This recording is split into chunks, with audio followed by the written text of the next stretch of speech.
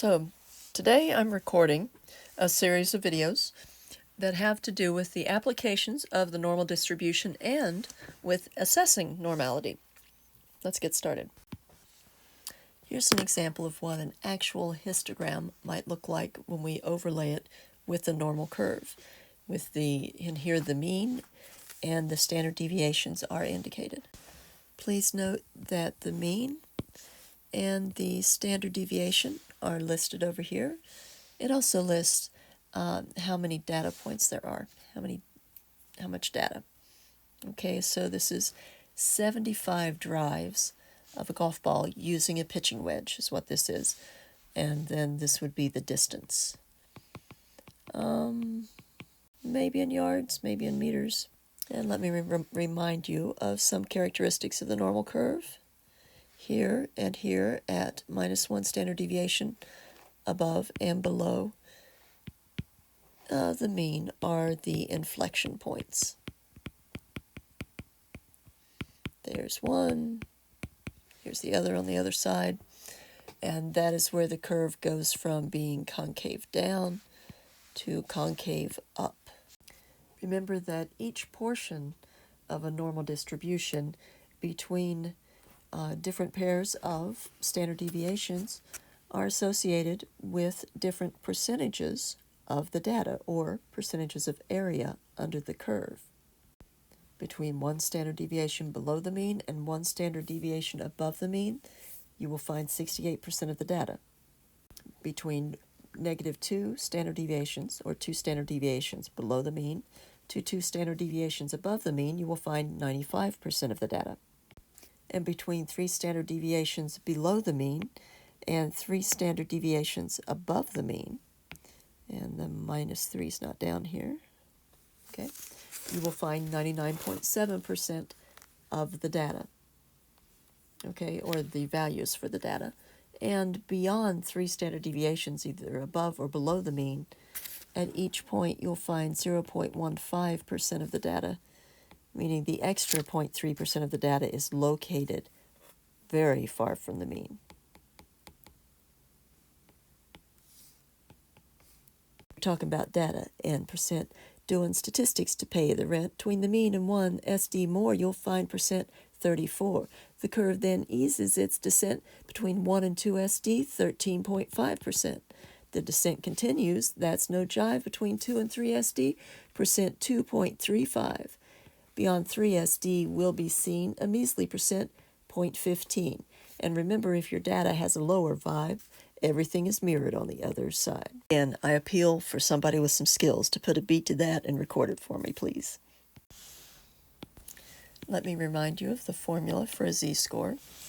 Z equals whatever the value of the datum is. X is mu here is the mean.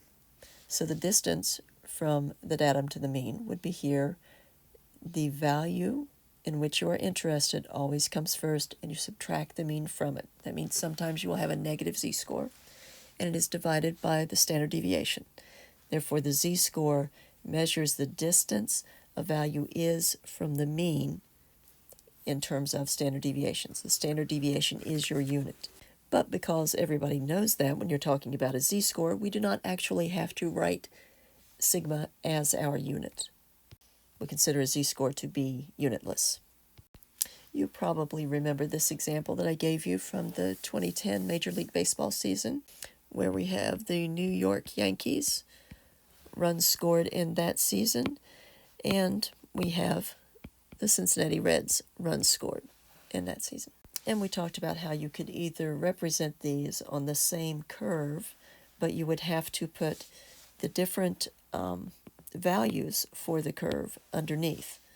For the Yankees in the American League or the Reds in the National League, you would have to have both sets of data, and people would have to realize that for the Reds, you're going to come down here to read and to see that it is actually, this 790 is where it belongs, even though it's greater than 859, because the 859 isn't referencing those red values. Isn't that confusing? Let's find a different way, a better way. So if we convert these to the z-scores for the New York Yankees and the Reds, we can show them on the same graph with the same units, and those units are the standard deviations. But remember, we don't have to write those. The process of going from a normal distribution with the actual numbers that you gathered from your data to a normal distribution that has a mean of 0 and the standard deviations just marked 1, 2, and 3 in either direction is called standardizing a distribution. You're going from a normal distribution to the standard normal distribution. And we often talk about all the values of a normal distribution, the actual data values, being a distribution, sorry about that, a distribution of a capital X, with each little value there being a small x.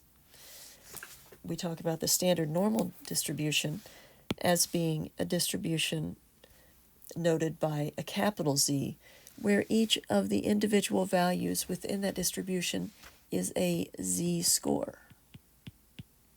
Okay, so over here you have data values, or a single datum would be each x, and then you have the Z-scores on the standard normal distribution. And here are a few more details to note about the two of them. This normal distribution, the distribution of capital X, has a mean of 110, and you can see that right here. And it has a standard deviation of 20. And we don't have units for this, so we're just dealing with the numbers themselves. The standard normal deviation has a mean, as it always does, of 0 and a standard deviation of 1. Here's another way to visualize this. X is one value of the random variable capital X, and Z is just one Z-score in the distribution of capital Z, all the Z-scores. Here is a normal distribution showing all of the runs scored by all of the teams in the same league as the New York Yankees, and the number of runs scored by the Yankees in that 2010 season is marked right there at 859. Now, if we standardize this distribution, it will look like this. Here are the New York Yankees runs scored in the 2010 Major League Baseball season, representing the same data here. We have it shown as the distribution of all of the Z-scores for all of the teams in their league in that season, but their Z-score is indicated right here. Let me get rid of those marks. Here's the standard normal distribution for the information. Come on. And here is the distribution. Here is the original data distributed. Here is the standard normal distribution of the data. I apologize for the bad audio edits. And remember, Z is a standard normal random variable because its mean is 0 and its standard deviation is 1, just as this is a standard normal distribution. Yes, I'm running into the ground, but I want you to know what I mean by standard. Here's another distribution, a distribution of original data, so we would call that a distribution of the random variable X. And it has a mean of 350, a standard deviation of 20. So we can label it at the bottom here just like this. Let's see, in 370, 390, and 410 would go there. And last time, in the last videos, we talked about how the area to the left or the right of a certain number, the number here being 320, and the area being the area to the left, has certain meanings, has very important meanings. Now here is a distribution with the original data. Let's look at a standard normal distribution for this same data. Let's standardize this distribution. From the previous slide, we can apply the numbers to our formula for the Z-score. So the number we're interested in is 320. We subtract from that the mean, which was 350, and divide by 2. The number that we get is negative 1.5. In a little bit, I will show you how to find the area to the left of the z-score of negative 1.5, but for now, I just want you to know that it is this area, 0.0668. We talked about how you can interpret that area as either a probability or a proportion in our last set of videos, but in order to do that, I probably should give you some information.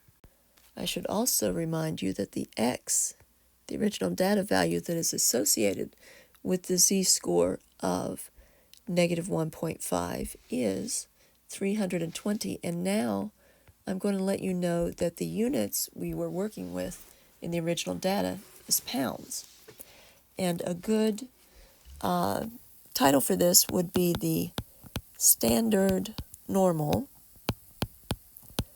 distribution, because this is a standard normal distribution. It has a mean of 0 and standard deviations marked, of sumo wrestler weights.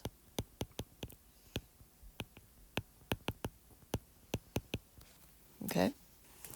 So, how can we interpret this area now? Well, first we need to go from an area as a decimal and convert it to a percentage. So that would be 6.68%.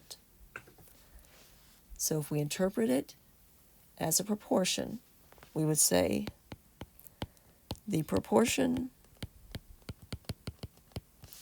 of sumo wrestlers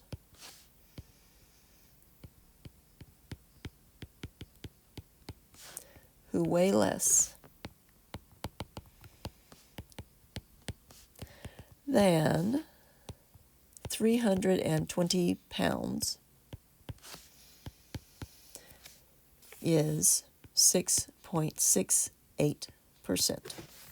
We also use a percentage usually when we're talking about probabilities. We could express the probability as a decimal, but I don't know, it just sounds better to say that the probability that a sumo wrestler